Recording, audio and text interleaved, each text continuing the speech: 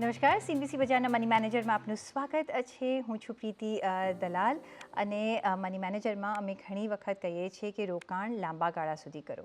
ઘણા રોકાણકાર પ્રયાસ પણ કરે છે, પણ કોઈને કોઈ કારણસર તેમને વચ્ચેથી પોતાના રોકાણ રિડીમ કરવા પડે છે. તો આવું કયા કારણે કરવું પડે છે અને આના કારણે તમારા ભંડોળ પર એટલે કે તમારા ટોટલ કોર્પસ પર ઇવેન્ચ્યુઅલી કેટલી મોટી અસર થઈ શકે છે તે જ અને એ સમજવાની આપણે કોશિશ કરીશું અને કેમ આવું ન થાય કે તમારે કોઈ ઇમરજન્સી આવે ને એ તમારું ફંડમાંથી તમારે રિડીમ ન કરવું મળે, એના માટે શું પ્લાનિંગ કરી શકાય તે અંગેની આજે આપણે વાતચીત કરીશું. અને આ ચર્ચામાં આપણી સાથે જોડાયા છીએ પીબી ઇન્વેસ્ટમેન્ટના સર્ટિફાઈડ ફાઇનાન્શિયલ પ્લાનર પૂજા ભિંડે. પૂજા, ઘણું સ્વાગત છે. અને ઓફકોર્સ આપણે રોકાણ કરતા હોઈએ છીએ થિંકિંગ દેટ આ મારા રોકાણ રહેશે, લાંબા સમય માટે રહેશે. હવે લાંબા સમય માટેનું ડેફિનેશન પહેલાં તો એ ક્લિયર કરવું ઘણું જરૂરી છે. બિકોઝ હું ઘણા બધા શો કરતી હોઉં છું ને એમને લાગે છે લાંબો સમય એટલે 1 વર્ષ. દેટ ઇઝ ટોટલી રોંગ આમ જોવા જઈએ, કારણ કે 1 વર્ષમાં તમારું કશું થાય નહીં. સો તમે જ્યારે રોકાણ કરતા હો ત્યારે લોંગર ટર્મનું ડેફિનેશન શું હોઈ શકે અને શેના માટે તમે કરો છો એ પણ તમને you have to know that કે એના માટે longer term may be change થાય. કઈ રીતના તમે સમજાવશો? First of all, thank you so much Pritiben, મને શો પર ઇન્વાઇટ કરવા માટે. એન્ડ આ બહુ ઇમ્પોર્ટન્ટ ટોપિક છે. આપણે હંમેશા જ્યારે વાત કરીએ ફાઇનાન્શિયલ પ્લાનિંગ માટે કે ઇન્વેસ્ટમેન્ટ માટે કે મ્યુચ્યુઅલ ફંડ્સમાં રોકાણ માટે લોંગર ડ્યુરેશનની આવશ્યકતા છે. તો લોંગર ડ્યુરેશનનું ડેફિનેશન બધા માટે બહુ અલગ હોય છે. એટલે આપણે હંમેશા ગોલથી એને અટેચ કરીએ કે મારો ગોલ નેક્સ્ટ 10 યર્સમાં છે, 15 યર્સમાં છે, 20 યર્સમાં છે. પણ ધારો કે કોઈને ગોલની એક્ઝેક્ટ ટેન્યોર નથી ખબર અને એટ ધ સેમ ટાઈમ આપણે ઇન્વેસ્ટમેન્ટ માટે જ્યારે શરૂઆત કરીએ છીએ, વી ઓલવેઝ એ લોકોને એડ્યુકેટ કરીએ કે hold it four long term. તો એ લોકોને એટલીસ્ટ એક આઈડિયા આપવા માટે આ બહુ જરૂરી છે ટુ અન્ડરસ્ટેન્ડ કે લોંગ ટર્મ કેટલા વર્ષ સુધી હોવું જોઈએ. જેમ તમે આઈડિયલી કીધું કે 1 યર એ લોકોને લાગે, 1 યર 2 યર્સ પણ લોંગ ટર્મ છે. બટ આજે આપણે એ લોકોને જરા હાઇલાઇટ કરાવીએ કે નોર્મલી 1 યરનું ઇન્વેસ્ટમેન્ટ આપણે જો પણ ઇન્વેસ્ટમેન્ટ માટે રાખીએ છીએ કા ઇન્વેસ્ટમેન્ટ પ્લાન કરીએ છીએ, વી ઓલવેઝ એ ખાલી કન્ટિન્જન્સી કા એમરજન્સી ફંડ છે, જેને આપણે 1 યર માટે ક્યાં પણ ઇન્વેસ્ટ કરીએ છીએ ક્યાં પણ પાર્ક કરીએ છીએ. બીકોઝ 1 યર માટે વી નેવર સજેસ્ટ કે તમે એક્વિટીનો રૂટ લો કે મ્યુચ્યુઅલ ફંડનો રૂટ લો. વી ઓલવેઝ સે કે તમે non equity government treasury bills કા ગવર્મેન્ટ સિક્યોરિટીઝમાં કા ગવર્મેન્ટ બોન્ડ્સમાં તમે ઇન્વેસ્ટમેન્ટ કરો. સો 1 યર માટે તો it is just emergency contingency. ઠીક છે. અને 1 to 3 યર્સ માટે આપણે જો નોર્મલી ડિસ્કશન કરીએ કે ક્યાં ઇન્વેસ્ટ કરવું છે, ઇટ ઇઝ નોર્મલી કે કંઈ શોર્ટ ટર્મ મારું ગોલ છે. તો શોર્ટ ટર્મ ગોલ્સ માટે આપણે કહીએ ને કે એના માટે એફડી પણ એકવાર ઇટ ઇઝ ઓકે, બીકોઝ એફડીમાં it is 1 year, 2 year, 3 year maximum. ને અગર મ્યુચ્યુઅલ ફંડમાં એને ઇન્વેસ્ટ કરવું હોય તો આપણે ગવર્મેન્ટ બોન્ડ્સ કા કોર્પોરેટ બોન્ડ્સ એવા ઇન્વેસ્ટમેન્ટ સ્કીમ્સ ચૂઝ કરી શકીએ છીએ. પછી મિડ ટર્મ આવે, મીડિયમ ટર્મ ગોલ્સ આવે, એ 3 to 5 યર્સ, 5 to 7 યર્સના હિસાબે કોઈ પણ ગોલ આવે તો એને અમે લોકો મિડ ટર્મમાં આઈડેન્ટિફાય કરે કે 1 યર થઈ ગયું, 3 to 5 યર્સ થઈ ગયું, હવે 5 to 7 યર્સનું જો પણ છે એ બધું મિડ ટર્મ ગોલ્સમાં આવે. અને 7 or 8 years and above is actually considered as long term.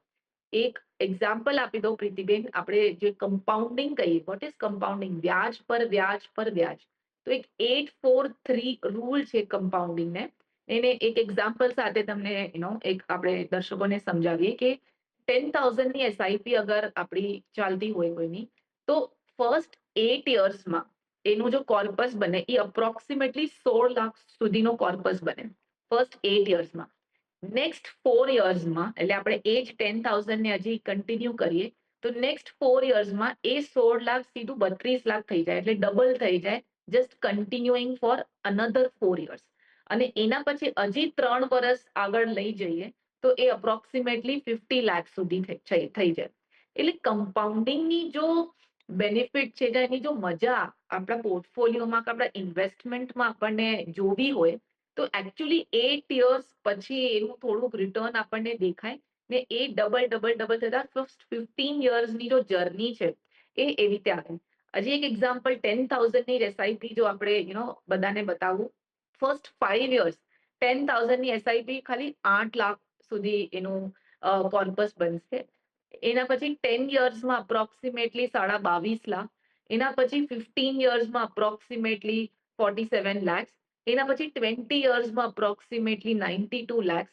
25 યર્સમાં એ ક્યાંક 1.25 કરોડ સુધી એનું કોર્પસ બનશે. અને 30 યર્સમાં અપ્રોક્સિમેટલી 3 કરોડનું કોર્પસ બનશે. સો આ એક્ઝામ્પલથી આપણને આઈડિયા આવી શકે છે કે 10,000ની એસઆઈપી ને ગ્રો થતા 30 યર્સમાં it is actually growing to 3 crores. પણ 5 વર્ષ, 10 વર્ષ, 15 વર્ષમાં તમે એનું અમાઉન્ટ જોઈ લો સ્ક્રીન ઉપર, તો આપણને આઈડિયા આવે કે આપણને ઇન્વેસ્ટમેન્ટ કેટલું લોંગ ટર્મ લઈ જવું છે to actually see that crore વાળું અમાઉન્ટ જો વિચ આપણે બધાને આપણા પોર્ટફોલિયોમાં એકવાર હિટ કરવું છે. So that is the whole story કે 1, 2, 3 વર્ષથી ઇન્વેસ્ટમેન્ટ જર્ની નથી પહોંચતી કરોડો સુધી. આપણને ઇન્વેસ્ટમેન્ટ જર્નીને લોંગ ટર્મ સુધી આ લેવલ સુધી જોવા માટે એને કન્ટિન્યુટી આપવી બહુ જરૂરી છે. ને એટલા માટે પ્રીતિબેન એસઆઈપી જો આપણે કહીએ છીએ એ સિસ્ટમેટિક વર્ડ જો છે ને, જે એ સિસ્ટમેટિક વર્ડ એટલા માટે જ આપેલું છે કે તમને એને સિસ્ટમેટિકલી લોંગ ટર્મ માટે ઇન્વેસ્ટમેન્ટ કરવાનું જારી રાખવું છે. અને એને વચમાં ક્યારે પણ કોઈ પણ ઇવેન્ટ કેમ ના આવે, એને જેટલું બની શકે એટલું એને સ્ટોપ ન કરવું જોઈએ અને એને કન્ટિન્યુ કરીએ તો એની મજા જોવા મળશે આપણને જે તો પોર્ટફોલિયો. ડિસિપ્લિન રાખવાની, જેટલું બને એટલું જલ્દીથી તમે શરૂઆત કરો, પેશન્સ રાખો, લોંગ ટર્મનું ડેફિનેશન ધ્યાનમાં રાખો, તમારા ગોલ્સ ધ્યાનમાં રાખો, એ પ્રમાણે જો તમે નિવેશ કરશો અને કન્ટિન્યુઅસ તમે કરશો. એઝ ફોર એક્ઝામ્પલ જે 10,000નું એમને યુનો એસઆઈપીનું જે ફર્સ્ટ એક્ઝામ્પલ આપ્યું કે કઈ રીતના તમારો 8-4-3નો તમે રૂલ રાખી શકો છો કે 8 વર્ષમાં કેટલા થશે, એના પછી જો 4 વર્ષ વધારે કરો છો તો શું થશે, અને 3 વર્ષ જો વધારે કરો છો તો શું થશે. એટલે કે ટોટલ 15 યર્સમાં તમારા એ જે 10,000ની તમે એસઆઈપી એવરી મંથ કરો છો એનું તમને કમ્પાઉન્ડિંગ ઇફેક્ટ તમારે ગ્રોથમાં રાખવાના, એવું નથી કે તમારે એમાંથી ઇન્કમ કાઢવાની છે, ગ્રોથ ફંડમાં રાખવાના, અને એ તમને 50 લાખ સુધીનું કોર્પસ ભેગું કરી આપી શકે છે 15 વર્ષમાં. હવે એ તમે જો વધારે ચાલુ રાખો છો અને જો 30 વર્ષ સુધી તમે જો કર્યા જ કરો છો આ એસઆઈપી, અને એમાં તમે સ્ટેપઅપ પણ કરી શકો છો. જો તમારી સાથે વધારે ઇન્કમ આવે છે તો સ્ટેપઅપ કરશો તો વધારે ફિગર આવશે. પણ જો 10,000થી પણ તમે ચાલુ રાખો છો તો તમે 30 વર્ષમાં નિયરલી 3 કરોડ રૂપિયા ભેગા કરી શકો. That is the power of compounding. But આપણે ઘણી વખત એવી સિચ્યુએશન આવી જતી હોય છે કે આપણે કેટલું બધું એ પ્લાનિંગ કર્યું હોય, એક મે બી ચલો એક આપણે કન્ટિન્જન્સી ઇમરજન્સી ફંડ રાખીએ કે કોઈ અણધાર્યા ખર્ચા આવી જાય ને, પણ એમાંથી જો અગર નથી પહોંચી વળાતું તો જે આપણા જે ઇન્વેસ્ટમેન્ટ કર્યા હોય છે ને એ ઘણા તોડી કાઢે છે, રિડેમ્પશન કરી નાખે છે, નોટ નોઈંગ કે એ રિડેમ્પશન એમના હમણાંના ખર્ચા તો ચલો કદાચ એમાં વાપરી શકશે, પણ કેટલું ડેમેજ કરી શકે છે તમારું આખું પ્લાનિંગ. અગેન એને રીવર્ક કરવું પડે છે ને એના માટે તમારે ડબલ પૈસા ઇન્વેસ્ટ કરવા પડતા હોય છે. હવે કઈ રીતના તમે એ જે રીઝન્સ આપણે જોઈ રહ્યા છે કે લગ્ન આવી ગયો કે કઈ હેલ્થ આવી ગયો, હવે હેલ્થ ઇન્સ્યોરન્સ માટે તો આપણે ઘણી વખત વાત કરી છે કે હેલ્થ ઇન્સ્યોરન્સ લો કે લાઈફ ઇન્સ્યોરન્સ લો, પણ કયા એવા કારણો તમે જોયા છે જે જેનાથી એ લોકો રિડીમ કરી લેતા હોય છે in This spite is of their investments? Yes, this is a very good question. અને પ્રીતિબેન શું થાય છે, નોર્મલી પ્લાનિંગ કરતા વખતે બધા પ્લાનિંગ કરી દે કે આજે હું મળું છું મારા ફાઇનાન્શિયલ પ્લાનરને, આજે બેસીને 10, 20, 30 વર્ષની જેમ આપણે એસઆઈપી નું કેલ્ક્યુલેશન બતાવ્યું એ બધું પ્લાનિંગ કરી લેશે.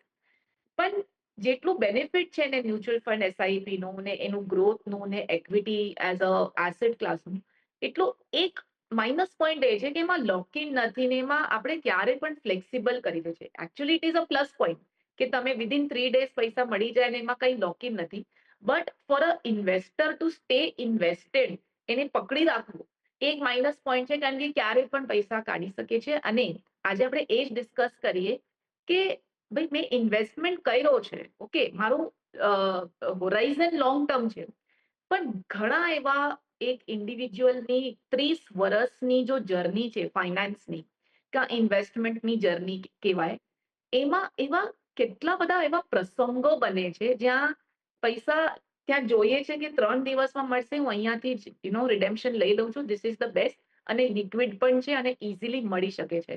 એટલે આપણે ત્યાં એને પકડી નથી શકતા ને એટલા માટે આ ઇન્વેસ્ટમેન્ટ જર્ની ક્યારે પણ વચમાં બ્રેક થઈ શકે છે અને આપણે એન્ડ સુધી નથી પહોંચી શકતા. તો આપણે એને જરાક આઈડેન્ટિફાય કરીએ. જો 1-2 પ્લાન્ડ ફાઇનાન્શિયલ ગોલ્સ આપણે એક કેટેગરી છે કે અમારા પ્લાન્ડ ગોલ્સ શું છે? ભાઈ છોકરાઓ છે તો એનું એડ્યુકેશનનું એક પ્લાન્ડ ગોલ છે. રિટાયરમેન્ટ આપણું પ્લાન્ડ ગોલ છે. બચ્ચાઓનું લગ્ન છે. જેમ તમે કીધું કે લગ્ન પણ આવવાનું જ છે. અગર તમારા પાસે ચિલ્ડ્રન છે તો એમનું એડ્યુકેશન થશે, એમના લગ્ન થશે અને પછી તમારું રિટાયરમેન્ટ થશે. આ પ્લાન્ડ ગોલ્સ થઈ ગયા. ધીસ તો આપણે ઓલવેઝ પ્લાનિંગ કરીએ. પછી એનાથી આગળ અગર હજી પ્લાન્ડ ગોલ્સમાં જઈએ પ્રીતિબેન, તો ઘર ખરીદવું હોય કોઈને, તો ઘરનું ડાઉન પેમેન્ટનું પ્લાનિંગ થઈ જાય. ઘરને રિપેરિંગ તો ભલે તમે ગોલમાં પ્લાન ન કરો, but it comes every 5 years minimum અગર હું પકડું, તો ઘરનું કલરિંગ થઈ જાય, કાં ઘરનું કંઈક ફર્નિચર થઈ જાય, તો એ પણ એક આપણે ઇન્વેસ્ટમેન્ટ ગોલમાં આઈડેન્ટિફાય કરવું બહુ જરૂરી છે. પછી ટ્રાવેલ. નોર્મલી વેકેશન્સ લોકો છે ને, અગર આપણે થોડુંક પહેલા જોઈએ, 5 વર્ષ પહેલા કેવું હતું કે લોકો પ્લાન કરતા હતા વેકેશન્સ કે મને અબ્રોડ જવું છે 3 વર્ષ પછી, મને વર્લ્ડ ટૂર કરવું છે 5 વર્ષ પછી. હમણાં because social media and FOMO investing and FOMO expenses FOMO investing નહીં, સોરી, ફોમો આપણે એક્સપેન્સીસ હું કહું, એને હાઇલાઇટ કરું કે people want to travel everything in 1 year, કે એક ત્યાં ગયો તો મને પણ. સો ટ્રાવેલ ઇઝ ઓલ્સો, હું કહું કે એક તો પ્લાન્ડ ગોલ પણ થઈ જાય છે અને અનપ્લાન્ડમાં પણ આવી જાય છે કે suddenly you want to plan a trip.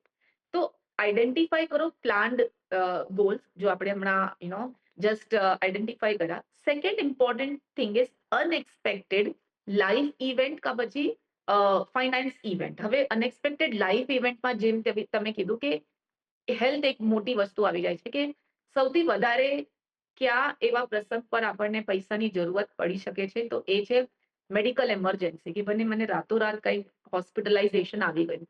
તો એના માટે હેલ્થ ઇન્સ્યોરન્સ ઇન્ડસ્ટ્રીમાં ઇન્સ્યોરન્સ ઇન્ડસ્ટ્રીમાં બહુ બ્યુટીફુલ 3 એવા ઇન્સ્યોરન્સીસ છે જે પોર્ટફોલિયોમાં રાખવું બહુ જરૂરી છે પ્રીતિબેન. જેમાંથી એક આપણે હંમેશા કહીએ કે મેડિક્લેમ તો તમે લો, ને ઘણા લોકોનું મેડિક્લેમ બાય કંપની હોય છે જો વર્કિંગ છે. પણ ઇવન ઇફ તમે વર્કિંગ છો, તમે એક સેપરેટ કવર લો, એ પણ બહુ જરૂરી છે. કારણ કે તમે 30 વર્ષ સુધી એક જ કંપનીમાં નથી રહેવાના, તમે ચેન્જ કરતા રહેશો. અને એ ચેન્જ પીરિયડમાં તમને જરૂરત પડે તો હોસ્પિટલ ટુ હોસ્પિટલનો જો બી ખર્ચો છે, એ તમારું મેડિક્લેમ ટેક કેર કરશે. અને એ 15-20 હજારના પ્રીમિયમમાં તમે 5 લાખ 10 લાખનું કવર મળે છે. તો બહુ જરૂરી છે સમજવું કે અગર હું મેડિકલ નથી મારા પાસે, તો 10 લાખ રૂપિયા હમણાં મારા પોર્ટફોલિયોથી હું માઇનસ થઈ જાય. અને 10 લાખ જમા કરવા માટે આપણે હમણાં જ જોયું કે 8 વર્ષ લાગ્યા મને 10,000ની એસઆઈપીથી અપ્રોક્સિમેટલી 30 લાખ જમા કરવા માટે. તો સમજો આજ મારું કેલ્ક્યુલેશન છે, તો 10 લાખ તો મારા તુરંત નીકળી ગયા, એટલે હું 2 વર્ષ પાછળ આપણે ઇન્વેસ્ટમેન્ટ જર્નીના પાછળ વયા ગયા. સો વી હેવ ટુ સી કે કયા એવા પ્રસંગો છે જ્યાં મને મોટું અમાઉન્ટ અચાનકથી આવી જાય. સો મેડિક્લેમ એક થઈ ગયું. બીજું આવે હેલ્થ ઇન્સ્યોરન્સમાં પર્સનલ એક્સિડન્ટ. એ પણ બહુ ઇમ્પોર્ટન્ટ છે કે ક્યારેક કંઈક કોઈ જોઈન્ટ કા લિમ્સ આપણે કંઈક પ્રોબ્લેમ આવી ગયો, ઇન ધ સેન્સ કે આપણું એક કોઈ પણ પગમાં કા હાથમાં કંઈ પ્રોબ્લેમ આવી ગયું અને એ ટાઈમ પર અગર એક્સિડન્ટ તરીકે આપણે ક્લેમ કરી શકીએ. કે સમજો મને ફોર એક્ઝામ્પલ ફ્રેક્ચર પણ આવી ગયો અને આઈ એમ બેડ રીડર 3 મહિના 6 મહિના માટે, તો એવી પોલિસીઝ છે જેમાં હોસ્પિટલાઇઝેશનની જરૂરત નથી, પણ તમે તો પણ આનું અલગથી કોમ્પેન્સેશન મળી શકે છે. તો very important personal accident policy also, કે કંઈ પણ ડિસ્લોકેટ થઈ જાય તમારા હાથનું કા પગનું કા at the same time even તમારું જોબમાં તમને લોસ ઓફ ઇન્કમ આવી જાય, તો ત્યારે પણ આ પોલિસી બહુ કામ આવી જાય. એન્ડ થર્ડ છે ક્રિટિકલ ઇલનેસ. ક્રિટિકલ ઇલનેસ એટલે મોટી કંઈ બીમારી આવી જાય કે કેન્સર જેવી કે એવું કંઈ, તો એમાં પણ હોસ્પિટલાઇઝેશનની જરૂરત નથી. તમને અલગથી તમને 25 લાખ 50 લાખની પોલિસી લો, એ પણ 10-20 હજારના પ્રીમિયમ રેન્જમાં તમે લઈ શકો છો. અને એ પણ તમને એવું કંઈ આઈડેન્ટિફાય થાય છે, તો તમને સ્ટ્રેસ ન થાય અને તમારી ઇન્વેસ્ટમેન્ટ તમે બ્રેક ના કરો, એટલા માટે આ બધી પોલિસીઝ છે. હવે આ પોલિસી લેવી ન લેવી, કેવી રીતે લેવી, ઇટ ઓલ ડિપેન્ડ્સ તમારી લાઈફસ્ટાઈલ કેવી છે, તમારા ફેમિલીમાં હિસ્ટ્રી છે કે નથી છે. સો આ થઈ જાય છે એમરજન્સી ઇવેન્ટ ઓર મેડિકલ ઇવેન્ટ. બીજું આવી જાય છે ફાઇનાન્શિયલ ઇવેન્ટમાં. સમજો જોબ જ વહી ગઈ. હમણાં આપણે જોઈએ કાંઈ પણ થઈ શકે છે ઇન્ડસ્ટ્રીમાં, કાંઈ અચાનકથી જોબ લોસ આવી ગયું, ધેન વોટ? તો એના માટે કન્ટિન્જન્સી ફંડ આપણે હંમેશા કહીએ કે 6 મંથ્સનું તમારું જો બી જરૂરતવાળા ખર્ચા છે, ઘર ખર્ચ છે, ઈએમઆઈસ છે, એને અલગથી તમે જો 1 યર વાળા ઇન્સ્ટ્રુમેન્ટ્સ આપણે પહેલા વાત કરી કે લિક્વિડ ફંડ કા એવી ડેટ ફંડમાં તમે એને પાર્ક કરો. તો આમાં જોબ લોસ વાળું બહુ કન્સિડર કરવાનું બહુ જરૂરી છે આ પોઈન્ટ કે ફાઇનાન્શિયલ ઇવેન્ટ પણ છે વેર ઇઝ જોબ લોસ આવી જાય અને એટ ધ સેમ ટાઈમ ક્યારે આપણો કોઈ બિઝનેસ હોય તો એમાં કેપિટલ ઇન્ફ્યુઝ કરવું હોય એટલા માટે પણ આપણે આને કન્ટિન્જન્સી ફંડ આપણે એક સાઈડમાં મૂકી શકીએ છીએ. એન્ડ ઓલ્સો ફેમિલીમાં કોઈ એડિશન આવી જાય, મેમ્બર એડિશન એડ થઈ જાય, કાં પછી કોઈની ડેથ થઈ જાય, તો પણ પૂરી કેશ ફ્લો જો છે ને આપણી નોર્મલ કેશ ફ્લોઝ કે મારા ઇનફ્લો ને આઉટફ્લો એ બધું એનું હેમ્પર થઈ જાય કે એડ થઈ જાય તો ખર્ચા વધારે થઈ જાય અને અગર કોઈની ડેથ થઈ જાય તો એ ઇનફ્લો આપણું હેમ્પર થઈ જાય. So financial event and medical event આ જો છે it is very important. And third I would say is a strategic point of વ્યૂથી લોકો રિડેમ્પશન લે છે. સ્ટ્રેટેજિક એઝ ઇન કે રીબેલેન્સ કરવું છે, ક્યારેક પોર્ટફોલિયોમાં એસેટ એલોકેશન આપણે હમણાં ગોલ્ડ ને ઇક્વિટી ને બધું પોર્ટફોલિયોમાં જેમ આપણને રીશફલ કરવું છે, કે ટેક્સ પ્લાનિંગમાં ઘણા ટાઈમ આપણને ટેક્સ હાર્વેસ્ટિંગ કરવું હોય. સો આઈ થિંક પ્રીતિ બેન these are 3 major events. One is the plant goal જે આપણે વાત કરી, સેકન્ડ ઇઝ મેડિકલ ઇવેન્ટ કાં પછી ફાઇનાન્શિયલ ઇવેન્ટ જે અચાનકથી આવી જાય જેના માટે contingency helps a lot. And third is a strategic which તમારો ફાઇનાન્શિયલ પ્લાનરે તમને સજેસ્ટ કર્યું છે એઝ પર યોર પોર્ટફોલિયો કે તમને એસેટ એલોકેશન માટે કંઈક રીબેલેન્સ કરવું જરૂરી છે, ટેક્સ પ્લાનિંગ. તો I think these are the 3 events કા 3-4 એવા પ્રસંગો આવી જાય વેર આપણા ઇન્વેસ્ટમેન્ટ જર્નીમાં બ્રેક લાગી જાય છે.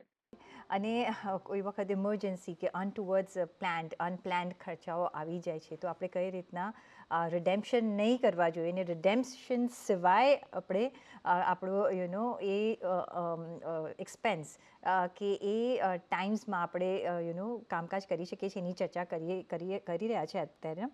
સો ઓફકોર્સ અમુક પૂજા પ્લાન્ટ હોય છે એમાં સમ વોટ વી હેવ પ્લાન્ડ કે આપણા ઇન્વેસ્ટમેન્ટ કે આ અમને આ આવશે આટલા વર્ષે મને આ કદાચ મારે લગ્ન કરવાના છે કે એડ્યુકેશન છે કે so on and so fourth addition આવશે વોટ એવર.